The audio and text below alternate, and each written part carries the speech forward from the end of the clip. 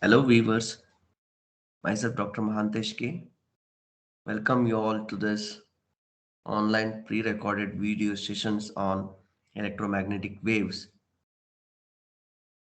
Module 3, Class 3. In this video, we are going to study about the study magnetic field. Previously, we had discussed on study electric field which is produced by stationary charges, whereas study magnetic field is produced by steady currents. The movement of charges at constant velocity gives rise to constant current flow, that is a direct current, which results in static or steady magnetic fields. Such a static magnetic field is also called as magnetostatics.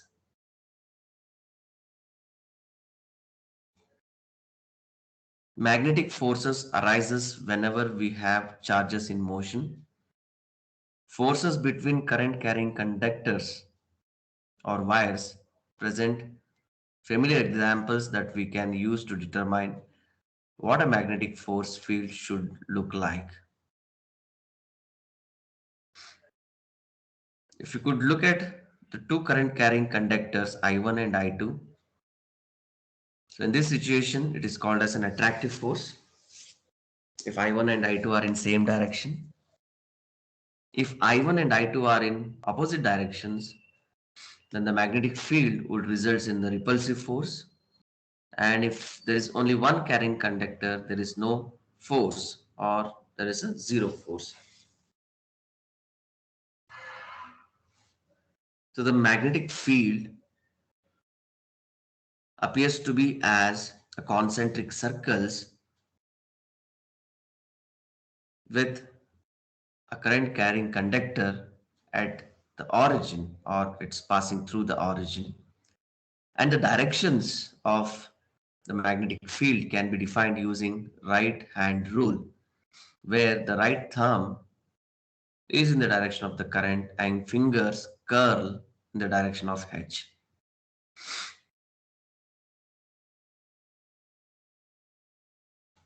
Note that I2 is in the same direction as H, so that their cross product, the actual force computation involves a different field quantity B.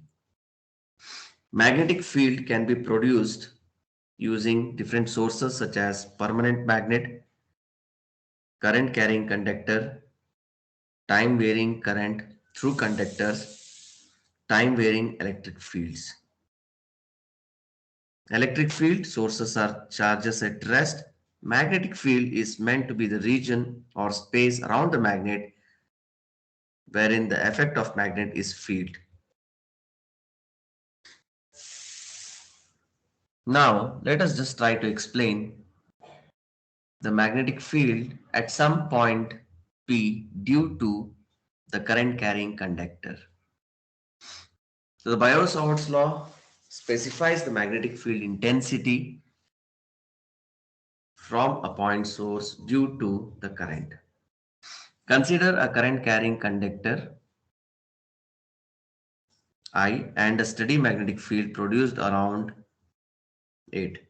The Biot-Savart's law allows us to obtain the expression for differential magnetic field intensity dH produced at a point P due to differential current element dl. Consider a differential length dl, and hence the differential current element is idl. The point P is at a distance r from the differential element dl.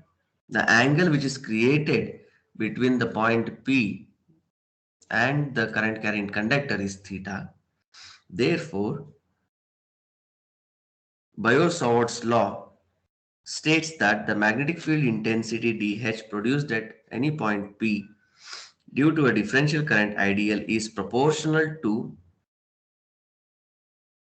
IDL, and sine of the angle between the element and the line joining point P to the element, and inversely proportional to the square of the distance between the point P and the element.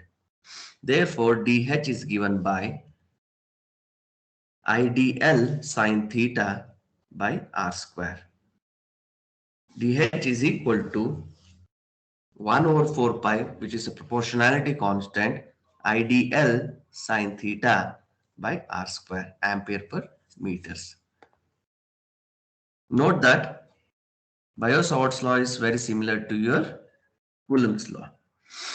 Therefore, at the point P, the magnetic field associated with the differential current IDL can be given as dH is equal to IDL cross AR, where dl cross AR is equal to dl AR sine theta. dl AR sine theta by 4 pi r square. To determine the total field arising from the closed circuit path, we sum the contributions from the current elements that make up the entire loop. Therefore, H is equal to closed line integral IDL cross AR by 4 pi r square. If the current carrying conductor is a surface, on a surface that carries uniform surface current, the current within width B is I is equal to KB. Therefore, IDL is equal to KDS. Instead of using IDL, I'll be using KDS. In a similar way, for volume current, we'll be using J into dV instead of IDL. Therefore, the magnetic field intensities with respect to the surface current and the volume current will be given as in these expressions. So, example of a Biot-Savart's law. In this example, we try to evaluate the magnetic field intensity on the y-axis on a point P denoted by a cross in the xy plane arising from a filament carrying conductor of infinite length on z-axis. Here the current carrying conductor is on z-axis. You can see a small differential length dl is located on z dash. So the distance is ZAZ, and the distance from the origin to this point is rho a rho. Therefore, r is given by r minus r dash, which is equal to rho a rho minus ZAZ. Therefore, unit vector AR is given by rho a rho minus ZAZ divided by rho square plus Z square. Differential amount of magnetic field is given by IDL cross AR by 4 pi r square, which is equal to I dz. Why? Because dl is equal to dz. Az cross rho a rho minus zaz over 4 pi rho square plus z square to the power 3 by 2. We have dH is equal to IDL cross AR by 4 pi r square. Integrate this wire over the entire length. The length is varying from minus infinity to infinity. Therefore, H is equal to 1 over 4 pi minus infinity to infinity with this rho dz a phi. Here you need to observe Az cross a rho is 0, whereas Az cross a rho is equal to a phi, whereas Az cross Az is equal to 0, because sine 0 is equal to 0. After carrying out the cross product and evaluating the integral part, we will obtain finally H is equal to I by 2 pi rho a phi. Current is into the page. Magnetic field streamlines are concentric circles whose magnitude decreases as the inverse distance from the z-axis. As you can see, the rho is inversely proportional to the h. Therefore, as and when the rho increases, the magnitude of the magnetic field decreases. field arising from a finite line segment, we will replace that minus infinity to infinity line integrals with respect to Z1 and Z2. And we are going to obtain the angles alpha 2 and alpha 1 with respect to Z2 and Z1 respectively.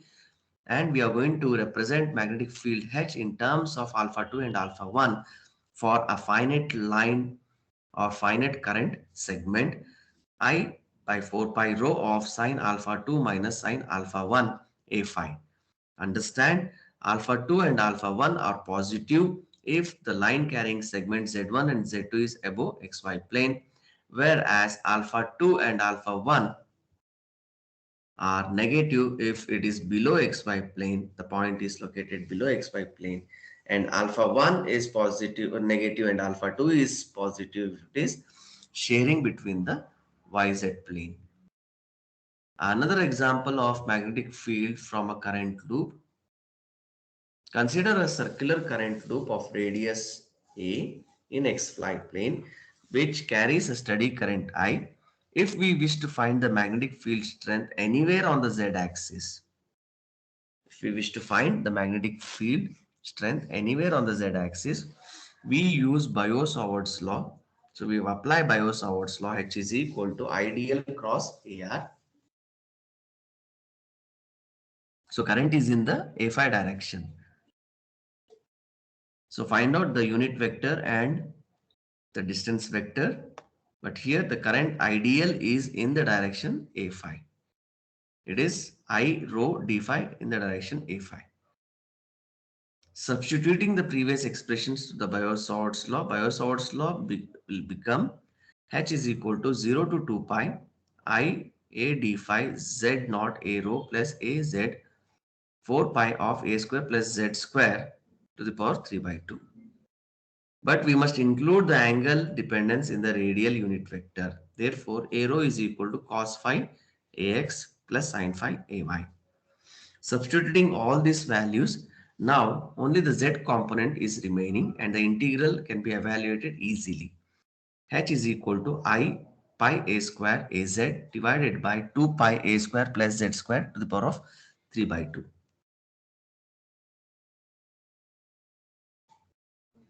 Thank you for watching this video. Hope you understood the Biot-Savart's law applied to find magnetic field intensity due to a current carrying conductor.